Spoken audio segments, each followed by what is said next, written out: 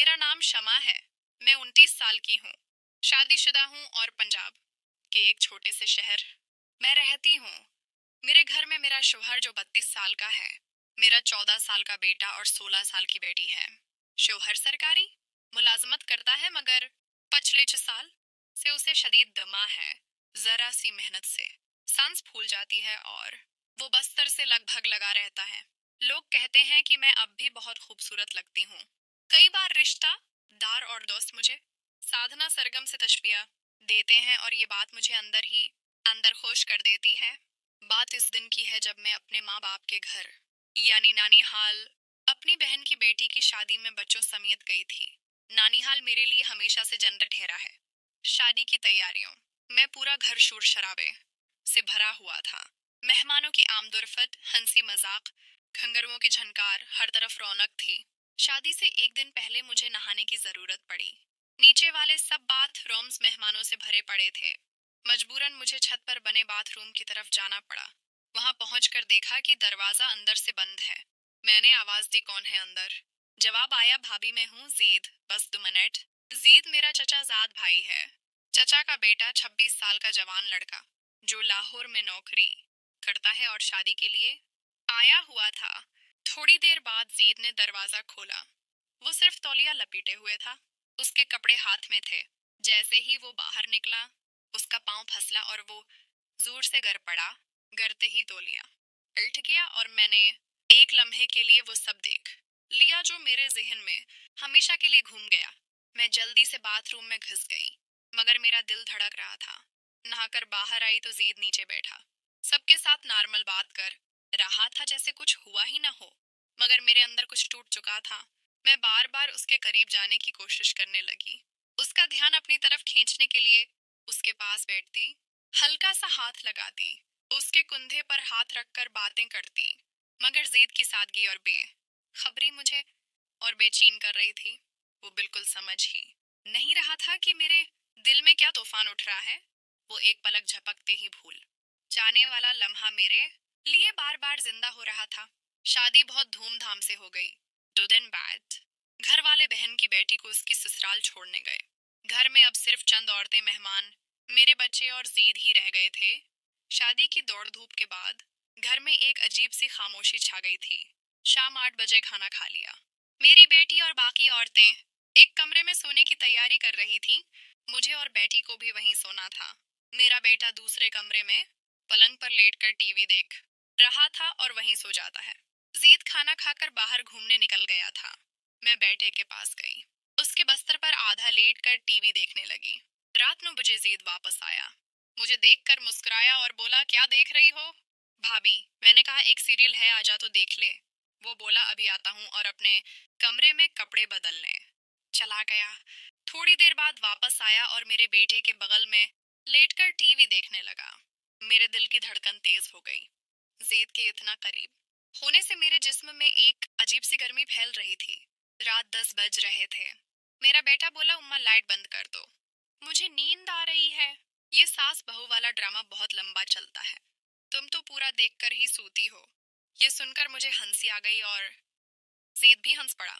उसने कहा, हाँ भाभी, लाइट बंद कर दो, मेरी भी आंखें बोझल हो रही हैं, मैं भी जल्दी सो जाऊंगा। मैंने ठीक है कहकर उठकर लाइट बंद कर दी। फिर वापस इसी बस्तर पर बेटे के पास लेट गई। अब तरतीब यूं थी कि दीवार की तरफ जीद, फिर मेरा बेटा, फिर मैं। थोड़ी देर बाद बेटा सो गया। कुछ देर में जीद की सांस भी यकसा हो गई। मैंने जानबूझकर उसे उसके कमरे में जाने नहीं कहा। टीवी की आवाज बिल्कुल धीमी कर दी। कुछ देर इंतजार करने के बाद चुपके से उठी और बगल वाले कमरे में जाकर देखा। बेटी और बाकी औरतें गहरी नींद में थीं।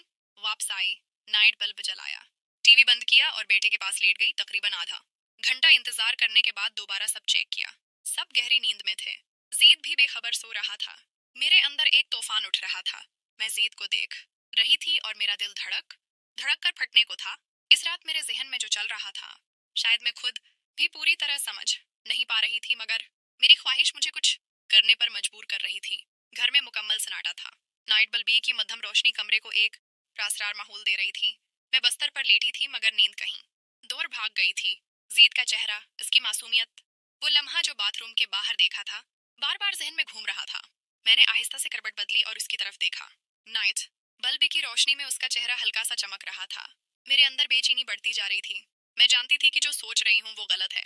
मैं शादीशुदा औरत हूँ, 2 बच्चों की माँ हूँ। जीद मेरा चचाजाद भाई है। मगर इस लम्हे में दिल और दिमाग के दरमियान जंग छिड़ी हुई थी। ख्वाहिश मुझे आगे बढ़ने को कह रही थी और जमीर रोक रहा था। मैंने आहिस्ता से उठने की कोशिश की। बेटा हल्का सा हला, मैं रख गई। डर से सांस रख गई। कुछ पल इंतजार करके जब यकीन हुआ कि वो दोबारा सो गया है तो हिम्मत करके बस्तर से उठी। मेरे कदम कांप रहे थे, मगर मैंने खुद को संभाला और जीद के पास पहुंची। वो अब भी गहरी नींद में था। मैंने चारों तरफ देखा कि कोई जाग तो नहीं रहा। सब खामोश था। मैं इसके बगल में बैठ गई। मेरे हाथ कांप रहे थे। मैंने आहिस्ता से उसका कंधा छुआ, जैसे हल्का सा झंझोड़ कर देखूं। वो नहीं जागा। मेरे अंदर तूफान था। मैंने खुद से कहा, शमा ये क्या कर रही है? तो ये गलत है, मगर जिस्म ने बात नहीं मानी। मैंने आहिस्ता से उसका हाथ पकड़ा। उसका हाथ गर्म था। मेरे छूने से वो हल्का सा हिला। उसकी आंखें खुली और वो नींद में ही चौंक गया। भाभी, उसने धीमी आवाज में कहा, कुछ मत बोलना। मैंने सरगोशी की। मेरी आवाज में एक अजीब सी कशिश थी, जो मुझे खुद भी नहीं पता कहाँ से आई। जीद ने आंखें मिलते हुए मुझे देखा। क्या हुआ भाभी? सब ठीक है? उसने पूछा। उसकी आवाज में मासूमियत थी। मैं कुछ पल चुप रही। मेरे जहन में सैकड़ों बातें एक साथ दौड़ रही थीं। मैंने कहा, हाँ सब ठीक है, बस नींद नहीं आ रही। वो हल्का सा मुस्कुराया और बोला, टीवी चला लो या बाहर टहल लो। उसकी सादगी मेरे दिल को और पगला रही थी। नहीं, बस यहीं बैठ, मैंने कहा और उसका हाथ और जोर से पकड़ लिया। मुझे नहीं पता था मैं क्या चाहती हूँ, मगर इस लम्हे मैं बस जीत के करीब रहना चाहती थी। वो थोड़ा उलझा हुआ लगा, मगर कुछ ना बोला। शायद समझ नहीं आ रहा था कि मैं क्या चाह रही हूँ। मैंने आहिस्ता से उसका चेहरा अपनी तरफ किया और उसकी आंखों में देखा। उसकी आंखों में सवाल था, मगर वो चुप रहा। मेरे दिल की धड़कन इतनी तेज थी कि मुझे लग रहा था वो भी सुन लेगा। जीद, मैंने धीमी आवाज में कहा। तो बहुत अच्छा है। वो हल्का सा हंसा और बोला, भाभी आप भी तो बहुत अच्छी हैं, मगर इतनी रात को ये सब क्यों? मैंने जवाब न दिया। मेरे पास जवाब था भी नहीं।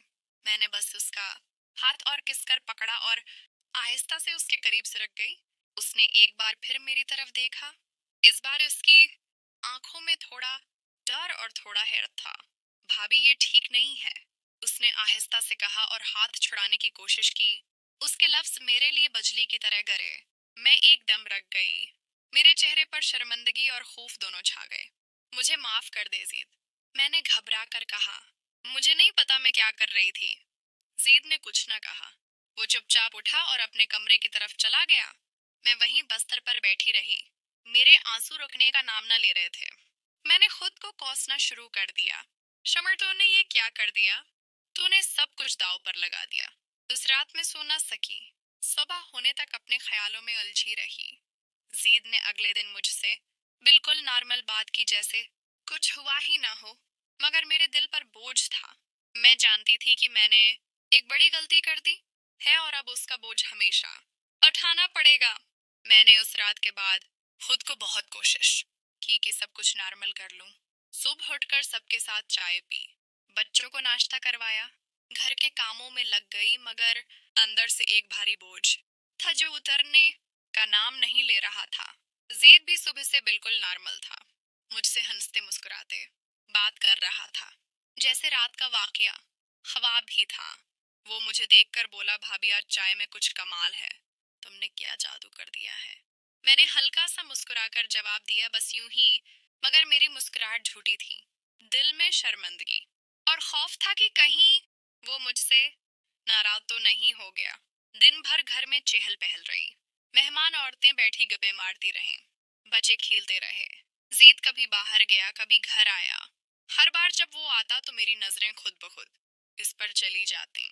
वो जब मुझे देखता तो मामूल की तरह मुस्कुराता, मगर मुझे लगता था कि उसकी मुस्कुराहट में कुछ फर्क है। शायद वो भी रात की बात को भूल नहीं पाया था। शाम ढलने लगी तो घर वाले वापस आ गए। सबने मिलकर खाना खाया। बातचीत हुई, हंसी मजाक चला, मगर मेरा दिमाग कहीं और था। रात को सोने का वक्त आया तो वही कमरा, वही बस्तर, वही तरतीब।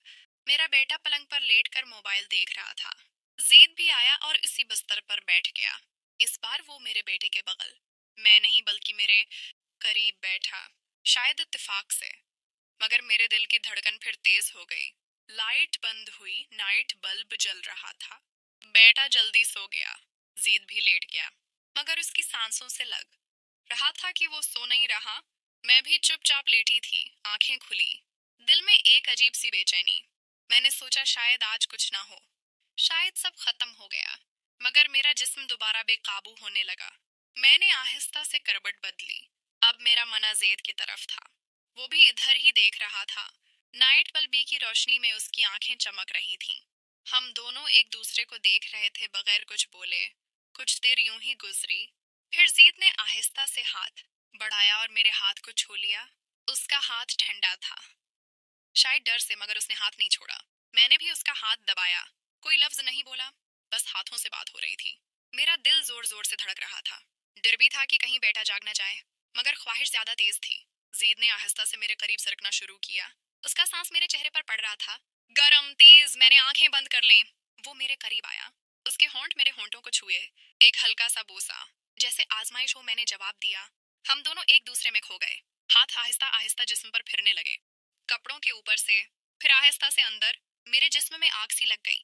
जीद के हाथ मेरे सीने पर, कमर पर, रानों पर। मैंने भी उसे छुआ, उसकी कमर पकड़ी, उसे और करीब खींचा। हम दोनों सांसों में सांस मिली हुई थी, मगर एहतियात से आवाज न निकले। बेटा पास सो रहा था। घर में सन्नाटा था, सिर्फ हमारी सांसों की आवाज। हमने एक दूसरे को पूरा महसूस किया, हल्के हल्के, आहिस्ता आहिस्ता।